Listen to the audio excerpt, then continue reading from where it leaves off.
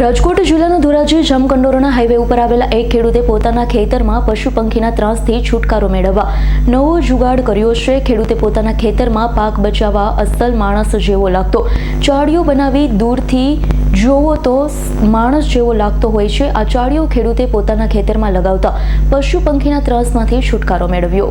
સૌરાષ્ટ્રમાં છેલ્લા 3-4 વર્ષ થયા સતત ઉપરથી કમોસમી આફતો આવી રહી હોય ખેડૂત મૂંઝવણમાં મુકાયો છે, ત્યારે ઉપરથી કુદરતી આફત અને નીચે પશુ પક્ષીની આફતના કારણે ખેડૂત પોતાના પાક બચાવવા નીત નવીન નુસ્ખા કરે છે।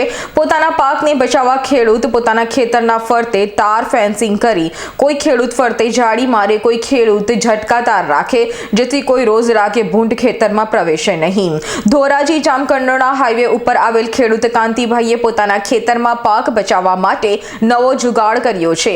કોઈ ઢોર કે ચકલોએ ખેતરમાં ન ફરકે અને પાકની રક્ષા પણ થાય તે માટે અનોખો જુગાડ કર્યો છે। ખેડૂતે પોતાના ખેતરમાં વચ્ચોવચ એક માણસ જેવો લાગતો હુબહુ દેશી ભાષામાં ખેડૂતે ચાળીઓ કહે છે તે બનાવીને ચાળીઓ પણ કેવો અસલ માણસ જેવો લાગે, પવન ફરે તેમ આ ચાળીઓ ફરે, ચાળીઓ ફરે એટલે ઢોર પશુ પક્ષીને લાગે કે કોઈ માણસ ખેતરમાં કામ કરતું હોય।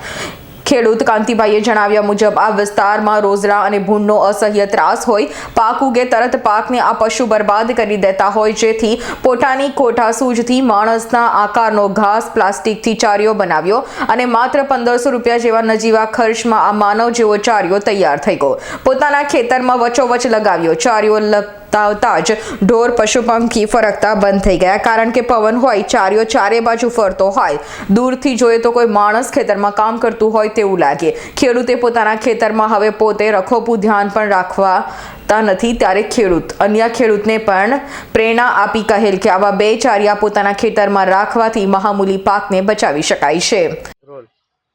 મારું નામ પારસ કાંતિભાઈ ઘોણિયા, મારી વાડી ધોરાજી જામકંડોરણા હાઈવે ઉપર આવેલી છે। ખેડૂતને પાક લણણી ઉપર આવે છે તો ઘણા રોજ ભૂંડનો ત્રાસ હોય છે, એના માટે ઘણી ખેડૂતોને નુકસાની વેઠવી પડે છે। એના માટે ફેન્સિંગનો ખર્ચો ખેડૂતને 2 થી 2.5 લાખ 3 લાખ જેવી રકમ હોય, કોઈ નબળી પરિસ્થિતિના હોય તો એ કરી શકતા ન હોય, તો એના માટે ચાળિયાનો જુગાડ કરેલો છે। ઉબરૂ માણાના અને 1000 થી 1500 રૂપિયા સુધીમાં આ ચાળીઓ તૈયાર થઈ જાય છે। ખેડૂતોને શું કહેશો? ખેડૂતોને બધાને એ કહેવા માંગુ છું કે આનું રિઝલ્ટ સારું છે। કોઈ ભૂંડનો કે રોજનો આ લગાવ્યા પછી ત્રાસ રહેતો નથી ખેતરની અંદર। તમારું નામ? કાંતિભાઈ। કાંતિભાઈ, તમે જ્યાં હુબહુ માણસ જેવો એક ચાળીઓ બનાવવામાં આવ્યો છે, ક્યાંથી તમને વિચાર આવ્યો?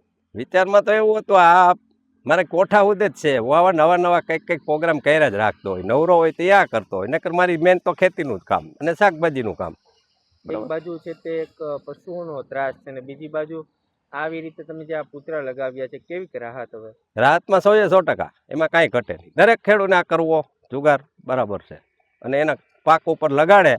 મેં તો એક લગાવ્યો છે, કદાચ એવા 2 થી 3 લગાવી દઈ તો આમાં કોઈ ખર્ચો નથી। આ વિસ્તારમાં સૌથી વધુ કયું પશુઓનો ત્રાસ? અત્યારે રોજ ને બીજો નંબર ભૂંડનો આવે, બરાબર, એનો વધારે ત્રાસ છે।